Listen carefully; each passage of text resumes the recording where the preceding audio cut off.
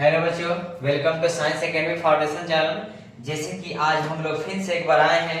कल हमने देखा था बायो का क्लास 10th का हाउ टू ऑर्गेनिज्म रिप्रोड्यूस। ठीक उसी प्रकार से वहीं से आज हम लोग फिर से स्टार्ट कर रहे हैं। जहां से खत्म किए थे वहीं से आज शुरुआत करेंगे। जिस तरह से हमने कल में पढ़ा था व्हाट इज रिप्रोडक्शन, रिप्रोडक्शन क्या होता है। उसके बाद हमने पढ़ा था रिप्रोडक्शन कितने प्रकार का होता है। रिप्रोडक्शन दो प्रकार का होता है। एक को क्या बोलते हैं, एसेक्सुअल, दूसरे को बोलते हैं सेक्सुअल। सेक्सुअल किसको बोलते हैं, सेक्सुअल किसको बोलते हैं। बहुत अच्छे से हम लोगों ने कल कंप्लीट किया था। ठीक आज हम लोग वहीं से स्टार्ट करेंगे जहां कल खत्म हुआ था। कल कहां खत्म हुआ था, कल हम ये जान गए थे सेक्सुअल रिप्रोडक्शन पढ़ रहे थे। पहला सेक्सुअल रिप्रोडक्शन में क्या जान गए थे, सेक्सुअल रिप्रोडक्शन हम उसको बोलते हैं जिसमें टू पेरेंट्स इन्वॉल्व होते हैं। एक को बोलते हैं मेल और दूसरे को बोलते हैं फीमेल। यानी सेक्सुअल रिप्रोडक्शन क्या होता है, जिसमें दो पेरेंट्स होना अनिवार्य है, जरूरी है, बहुत जरूरी है। अगर एक पेरेंट्स होंगे तो वो अपने जैसे बच्चे को जन्म नहीं दे सकते हैं। दो पेरेंट्स होंगे तब अपने जैसे बच्चे को जन्म दे सकते हैं। उसको क्या बोलते हैं, सेक्सुअल रिप्रोडक्शन बोलते हैं। उसके बाद क्या देखा था, इस सेक्सुअल रिप्रोडक्शन में हमने यहां तक पहुंच गया था कि सेक्सुअल रिप्रोडक्शन जो होता है इसलिए जरूर, हमने ये देखा था कि रिप्रोडक्शन इसलिए जरूरी है क्योंकि अगर रिप्रोडक्शन नहीं होगा तो मानव जो है खत्म हो जाएगा। ठीक ना। तो हम लोग स्पर्म जान गए थे। स्पर्म क्या होता है, तो स्पर्म जो होता है मेल से निकलता है। स्पर्म गैमेट्स क्या होता है, तो मेल से निकलता है। और स्पर्म का अपना एक खुद का न्यूक्लियस होता है, खुद का साइटोप्लाज्म होता है, खुद का सेल मेम्ब्रेन होता है। ठीक ना। उसके बाद क्या जाने थे, ये भी जाने थे कि स्पर्म का हेड भी होता है, मिडिल पार्ट भी होता है और टेल भी होता है। ये भी जान गए थे क्या कि स्पर्म जो होता है मूवेबल होता है और स्पर्म जो है अपना टेल की मदद से क्या करता है, मूव करता है। समझ गए। और आज हम लोग क्या जानेंगे, ओवम क्या होता है। क्या जानेंगे आज हम लोग, ओवम, OVUM, ओवम कहें या इसको एग कहें। ओवम कहाँ पाया जाता है, ओवम जो बाबू पाया जाता है ये फीमेल में पाया जाता है। फीमेल मतलब लेडीज में यानी लड़की में पाया जाता है। ओवम कहाँ पाया जाता है, फीमेल में पाया जाता है, लड़की में पाया जाता है। उसके बाद it is a female reproductive cell. ये क्या है, फीमेल रिप्रोडक्टिव सेल है। क्या है, फीमेल रिप्रोडक्टिव सेल है। ये भी है कि इसका भी एक अपना न्यूक्लियस होता है, इसका भी अपना साइटोप्लाज्म होता है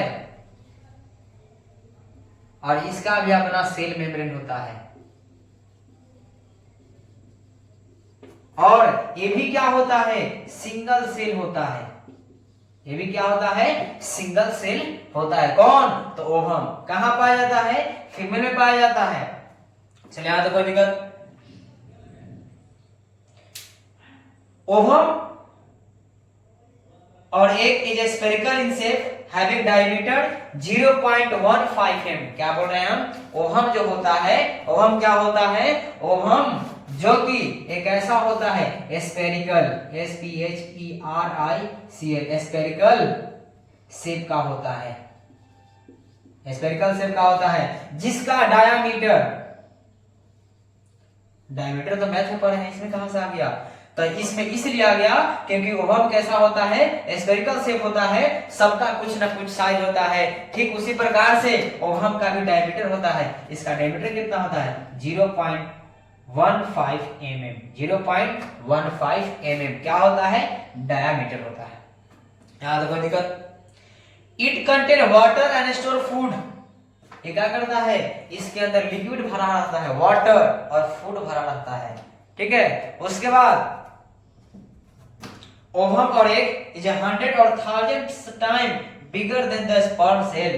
क्या होता है कि ओवम जो होता है, ओवम क्या होता है, ओवम जो होता है 1000 टाइम, 100 and 1000 टाइम, 100 बार, 1000 गुना बड़ा होता है।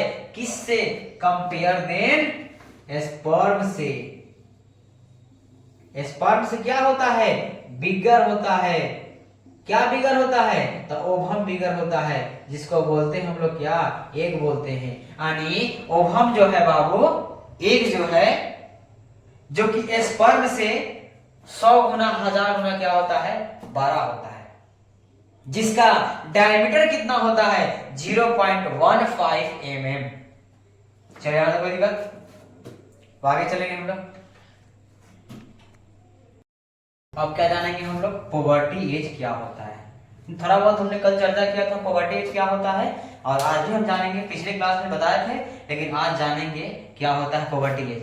पुबर्टी एज बाबू हम उसको बोलते हैं द पीरियड और time during which sex hormones and sex cell begin to be produce sexual organ and reproduce organ reproductive organ fully developed in this period.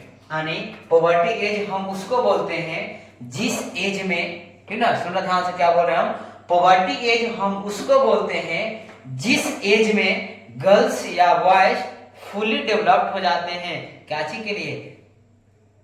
तो बॉयज और गर्ल्स जो है फुली डेवलप्ड हो जाते हैं, यानी उनका जो रिप्रोडक्टिव ऑर्गन है वो फुली डेवलप्ड हो जाते हैं, यानी उनके शरीर में बहुत सारे चेंजिंग आ जाते हैं। उस चेंजिंग को क्या बोलते हैं हम लोग?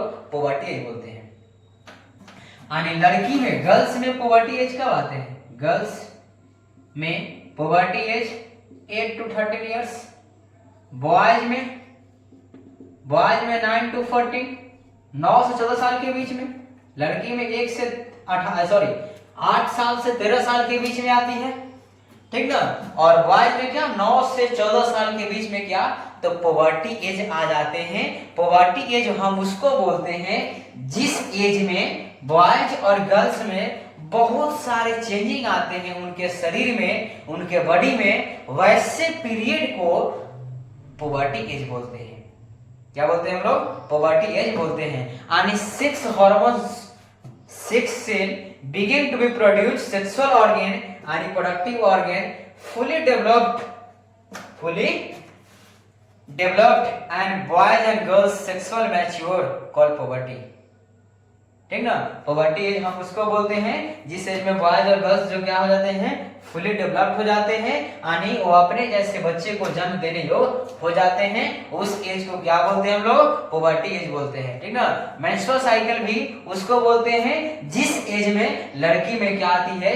पीरियड आती है, उस एज को क्या बोलते हैं? मेंस्ट्रुअल साइकिल बोलते हैं। बोला कोई दिक्कत? यहां तक कोई दिक्कत नहीं ना।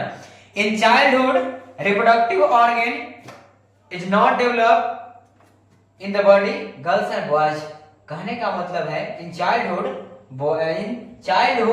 reproductive organs are not developed in boys and girls। कहने का मतलब आप ये है कि अगर बच्चा जन्म लेता है तो क्या उसके अंदर रिप्रोडक्टिव ऑर्गन नहीं होते हैं? ऐसा बात नहीं है, उसके अंदर रिप्रोडक्टिव ऑर्गन होते हैं, बट जब जन्म लेते हैं, जन्म के दौरान होते हैं, बट वो फुली डेवलप्ड नहीं होते हैं। क्या होते हैं? फुली डेवलप्ड नहीं होते हैं। ऐसा नहीं है कि नहीं होते हैं। यहां तक कोई दिक्कत? यानी कहने का मतलब यह है कि जन्म लेते हैं उस दौरान होते हैं, बट वो डेवलप्ड नहीं होते हैं। ठीक है, आगे चलते हैं, ठीक ना। अब हमने क्या कर दिया? लिख दिया। क्या लिख दिया? नोट हमने फर्स्ट लिखा। नोट फर्स्ट में क्या हमने बताया है? In childhood reproductive organ is not developed in body of girls and boys. क्या हमने बताया? इन चाइल्डहुड यानी जब बचपना में, यानी जब हम लोग जन्म लेते हैं, ठीक ना, तुम लेते हो जन्म, ठीक ना, जब जन्म लेते हैं उस वक्त reproductive organ is not developed in the body of boys and girls. यानी ऐसा नहीं है कि जब हम लोग जन्म लिए उस वक्त होता ही नहीं है, होता है मेरे भाई, लेकिन क्या होता है? डेवलप्ड नहीं होते हैं। दूसरा नोट क्या बताता है? During poverty bodies of a boys and girls undergo changes. क्या बताया? ड्यूरिंग पोवर्टी बॉडीज यानी पोवर्टी एज के दौरान क्या होता है? बॉयज और गर्ल्स में बहुत सारे चेंजिंग आते हैं। उनके अंदर क्या होता है? बहुत सारे चेंजिंग आते हैं उनके बॉडी में। तीसरा क्या आया? चेंजिंग क्या क्या आते हैं? पता होगा। बॉयज में चेंजिंग आते हैं, मूछ आना, दाढ़ी आना, ठीक ना। गर्ल्स में क्या होते हैं, तो उनके भी शरीर में बहुत सारे चेंजिंग आना। तीसरा क्या नोट है, boys attend the puberty at the age of 13 to 14 years. तीसरा नोट बताया कि बॉयज जो हैं पुबर्टी एज कब अटेंड करते हैं, बॉयज पुबर्टी एज बाबू 13 से 14 साल की उम्र में कर जाते हैं, या 13 या 14 साल में क्या उनका पुबर्टी एज आना शुरू हो जाता है। चौथा नोट क्या है, but the girls attend the puberty at the age of 10 to 12 years. लेकिन लड़कियां कब 10 से 12 साल की उम्र में क्या होते हैं, उनके अंदर पुबर्टी एज आ जाते हैं। यानी लड़की में 3 साल पहले क्या बोला हमने, 3 साल पहले, और लड़का में 3 साल बाद आते हैं क्या, तो पुबर्टी एज। इसीलिए कहा गया है अगर 8 क्लास की लड़की, 8 क्लास की गर्ल्स और 8 क्लास का बॉयज, दोनों में क्या अंतर है, 8 क्लास की गर्ल्स और 8 क्लास का बॉयज दोनों एक ही क्लास का है, हैव मेनी डिफरेंट,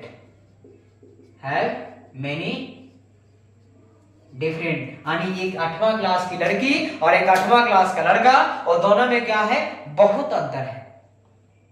क्योंकि लड़की में 10 साल की उम्र में ही उनके अंदर पुबर्टी एज आते हैं, लेकिन लड़का में क्या 13 साल की उम्र में आते हैं। इसलिए बाबू लड़कियों से बचकर, ठीक ना, नहीं तो चरा देगी। अगला क्या जानेंगे हम लोग, अगला अब क्या हम लोग देखने वाले हैं, चेंजेज इन बॉयज ड्यूरिंग पुबर्टीज। यानी अब हम लोग एक एक पॉइंट पढ़ने वाले हैं कि पुबर्टी एज के दौरान बॉयज में क्या क्या सी चेंजिंग आती है, उनके शरीर में किस तरह का चेंजिंग आते हैं, उनके विषय में हम लोग जानेंगे। क्या जानना है, हेयर ऑन चेस्ट और फेस।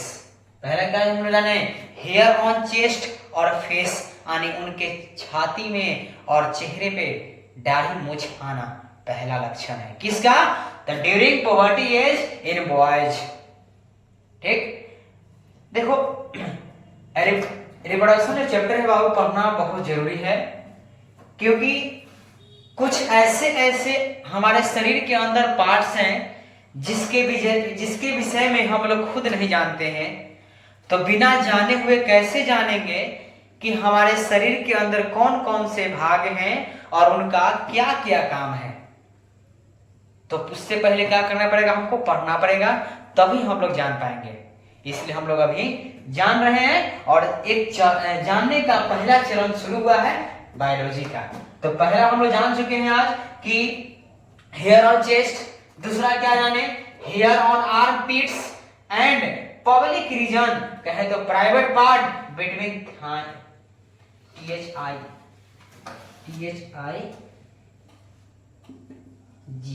ठीक ना, बिटवीन थाई, यानी armpits, public region, private part में क्या आना, हेयर आना, बिटवीन थाई। दूसरा क्या, हम तीसरा लाइन क्या है, तीसरा नोट है broadening of shoulder and penis and testis. तीसरा क्या होने पड़ा, छाती चौड़ा होना, ठीक ना, पेनिस बड़ा होना, टेस्टिस क्या, टेस्टिस को भी क्या आना, ब्रॉडिंग होना। अगला पॉइंट क्या है, bodies of boys undergo changing due to the secretion of testosterone hormones by the testis gland. बोल रहा है कि बॉयज के शरीर में चेंजिंग कैसे आते हैं, किस चीज से आते हैं, आखिर वो चीज क्या है।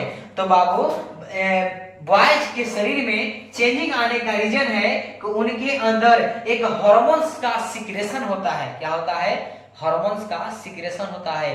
तुम सभी के शरीर में क्या होगा, हार्मोन्स का सिक्रेशन होता होगा, ठीक ना। उस हार्मोन्स को क्या बोलते हैं, टेस्टोस्टेरोन हार्मोन्स बोलते हैं। और क्या चीज से सिक्रेशन होता है, तो टेस्टिस ग्लैंड से सिक्रेशन होता है, जिसके कारण हम सभी बॉयज के शरीर में क्या आते हैं, बहुत सारे चेंजिंग आते हैं। अगला क्या पढ़ना है, मेल सेक्स सेल कहे तो sperm is also formed in testis. क्या बोल रहे हैं हम, जो स्पर्म के विषय में हम लोग जाने थे अभी, स्पर्म जो मेल सेक्स सेल है वो कहां बनता है? तो बनता है टेस्टिस में। कहाँ बनता है? टेस्टिस में बनता है। यहाँ तो कोई दिक्कत? और आगे देखेंगे। और अब हम क्या पढ़ने वाले हैं? हमने देख लिया पहला topic changes in girls during puberty. इससे पहले हमने क्या देखा? Changes in boys during puberty. और अब हम लोग क्या देखेंगे कि गर्ल्स में पुबर्टी के दौरान कौन कौन सी चेंजिंग होती है। पहला क्या है? Sorry, hair on armpits and public region private part. क्या हमने बताया कि लड़की में भी क्या होती है, जिस दौरान उसके अंदर पुबर्टी एज आते हैं तो आर्मपिट्स, पब्लिक रीजन पे क्या आना? हेयर आना, ठीक ना। प्राइवेट पार्ट पे क्या आना बाबू? हेयर आना। और इन लार्जमेंट ऑफ ब्रेस्ट, छाती चौड़ा होना, ठीक ना। ब्रॉडिंग ऑफ हिप्स एंड थाई, समझे। चौथा क्या है? Start menstrual cycle monthly period. यानी चौथा क्या होता है कि जब लड़की के अंदर पुबर्टी एज आती है तो उनके अंदर monthly cycle, sorry menstrual cycle, यानी कहें तो मंथली पीरियड नाम का भी हिस्सा उनके अंदर, उनके लाइफ में, उनके जिंदगी में क्या हो आ जाती है। यानी प्रत्येक मंथ में उनके साथ ये सारी घटनाएं घटना शुरू हो जाती है, जिसको हम लोग क्या बोलते हैं? मेंस्ट्रुअल साइकिल या मंथली पीरियड। इस दौरान body of girls goes changing due to the secretion of two hormones named estrogen and progesterone। Sorry, इससे पहले क्या होता है? मंथली साइकिल और मंथली पीरियड। इसके दौरान क्या होती है कि उनके साथ एक घटना जब घटे तो इफ डोंट टेक मेडिसिन, या दवाई लेने की जरूरत नहीं है। यानी प्रत्येक मंथ में इनके साथ ये सारी घटनाएं घटेगी और प्रत्येक मंथ में 27वें 28वें दिन ये सारी घटनाएं उनके साथ घटना चालू होते हैं। अगर इस दिन से उनको आगे पीछे शुरू हो गया होना, यानी अगर इस मंथ में 27 को, अगले मंथ में 15 को, फिर 12 को, ऐसे करना उनके साथ शुरू होना चालू हुआ तो firstly we have to need to contact the doctor. आपको क्या करना पड़ेगा? डॉक्टर से मिलना जरूरी है, निर्वार है, ठीक ना। डॉक्टर से मिलना आपको है। अगर आपके अंदर पुबर्टी एज यानी सॉरी मेंस्ट्रुअल साइकिल यानी मंथली नाम का हिस्सा आपके जिंदगी में नहीं आता है, उस वक्त भी जाकर के क्या आप डॉक्टर से संपर्क करिए, ठीक है। नहीं तो आपको आगे आपके साथ बहुत सारी समस्याएं घट सकती है। अगला क्या पढ़ेंगे? Body of girls go change due to the secretion of two hormones name estrogen and progesterone by ovary gland. यानी जब लड़की के अंदर, ठीक ना, गर्ल्स के अंदर क्या होते हैं? बहुत सारे चेंजिंग आती है। तो किसके कारण चेंजिंग आती है? तो दो हार्मोन्स का सिक्रेशन होता है। और टू हार्मोन्स क्या होता है? एक होता है एस्ट्रोजन और दूसरा क्या होता है? प्रोजेस्टेरोन, ठीक ना। लिखा हमने क्या ने? एस्ट्रोजन और प्रोजेस्टेरोन नाम का हार्मोन जो होता है उनके शरीर में सिक्रेशन होना शुरू होता है। छठा क्या है? फीमेल सेक्स सेल, जिसको कहते हैं क्या? Egg, ovum also formed by the ovary। यानी एग जो है कहाँ फॉर्म होते हैं? किसमें? फीमेल में। तो ओवरी के अंदर ये सारी चीजें उनके अंदर होते हैं, ठीक है।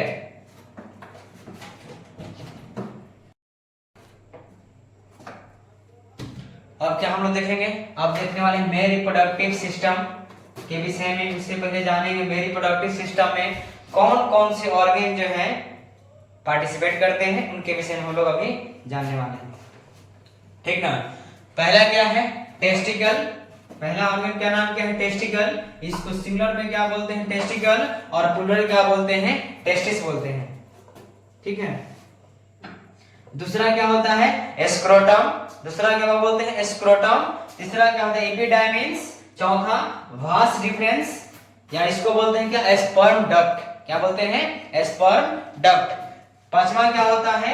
Seminal vesicle. छठा होता है प्रोस्टेट ग्लैंड। और सातवां होता है यूरेथ्रा। और आठवां क्या होता है? पेनिस। यही सारा आठों जो पार्ट्स होते हैं मेल रिप्रोडक्टिव सिस्टम में क्या करते हैं बाबू?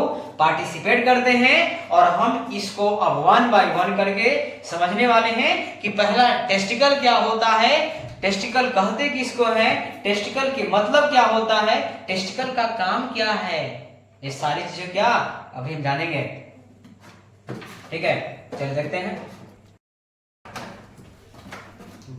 ठीक है। अब क्या जानना हम लोग, टेस्टिकल किसको बोलते हैं। Testis are oval shape organ. Testis कैसा होता है, तो ओवल शेप ऑर्गन होता है, ठीक ना, ओवल शेप का होता है। दूसरा क्या होता है, it lies outside the main body of male. Testis का होता है, ओवल शेप का होता है। दूसरी बात क्या, it lies outside the main body of male, जो कि मेल के मेन बॉडी से, शरीर के मेन बॉडी से क्या होता है, बाहर होता है। उसको क्या बोलते हैं हम लोग, टेस्टिस बोलते हैं। Testis are 2 in number. Testis कितना होता है, दो होता है। टेस्टिस क्या होता है, 2 होता है। It is a primary reproductive organ in male because it में male sex cell called sperm. और जो कि क्या होता है, प्राइमरी रिप्रोडक्टिव ऑर्गन होता है किसका, मेल का, क्योंकि इसी में क्या होता है, इसी में क्या होता है, मेल सेक्स सेल बनता है, जिसको हम लोग बोलते हैं क्या, स्पर्म बोलते हैं। क्या बोलते हैं, स्पर्म बोलते हैं। पांचवा क्या है, स्क्रोटम। स्क्रोटम किसको बोलते हैं, the muscular outer cover which keep testis in place outside of the main body is called scrotum. Scrotum क्या होता है, स्क्रोटम बाबू इसका काम क्या है, ये जो मस्कुलर ऑर्गन होता है, जो कि टेस्टिस जो होता है हमारे शरीर के बाहर होता है, उसको किस लिए, उसको सुरक्षित रखने के लिए क्या काम, कौन रहता है, स्क्रोटम रहता है। the muscular outer cover which kept testis in place outside of the main body is called scrotum। ठीक है। अगला क्वेश्चन है पढ़ेंगे, why testis lie outside the main body, यानी हमारे शरीर के बाहर टेस्टिस क्यों लटका रहता है, इसके विषय में हम लोग जानने वाले हैं। अब क्या हम लोग जानने वाले हैं, अब ये जानने वाले हैं कि why testis lie outside the body, यानी टेस्टिस जो है इंसान के शरीर के बाहर क्यों होता है, इसके विषय में हम लोग जानेंगे। टेस्टिस जो है इंसान के शरीर के बाहर इसलिए लटका रहता है क्योंकि टेस्टिस का काम क्या है, स्पर्म को बनाना। क्या बनाना बाबू, स्पर्म को, यानी मेल सेक्स सेल को बनाना, जो कि हमारे शरीर के टेम्परेचर से 3 डिग्री सेल्सियस लेस टेम्परेचर उसको चाहिए। यही लिखा है अंदर, testis lie outside the body because for making sperm require 3 degree Celsius less temperature than main body. क्या हमने बोला, टेस्टिस जो होता है आउटसाइड, जो है शरीर के आउटसाइड यानी बाहर इसलिए होता है क्योंकि इसको स्पर्म बनाने के लिए 3 डिग्री सेल्सियस कम टेम्परेचर चाहिए। किससे, तो हमारे शरीर के टेम्परेचर से।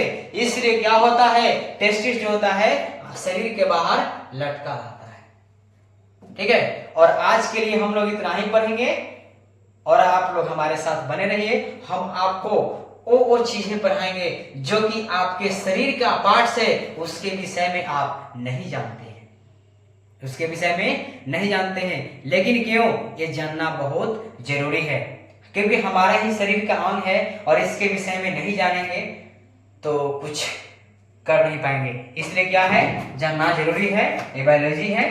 ठीक ना, इसके विषय में हम लोग बहुत सारी चीजें पढ़ेंगे। आप हमारे साथ अंत तक बने रहिए। हम आपको आधा डॉक्टर बना देंगे। हम आपको क्या बना देंगे, आधा डॉक्टर बना देंगे, यानी आप आधा इलाज खुद से करना जान जाएंगे। बायोलॉजी पढ़ने का मेन मकसद यही होता है कि हम अपने जीवन जीने की शैली को, जिंदगी को किस तरह से जीना है उसके विषय में जान जाएंगे, यानी अपने बॉडी को, शरीर को किस तरह से रक्षा करना है, वो सारी चीजें जो है बायोलॉजी में ही हम लोग जान जाएंगे। ठीक है, इस तरह से पढ़ते रहिए। All the best, bye.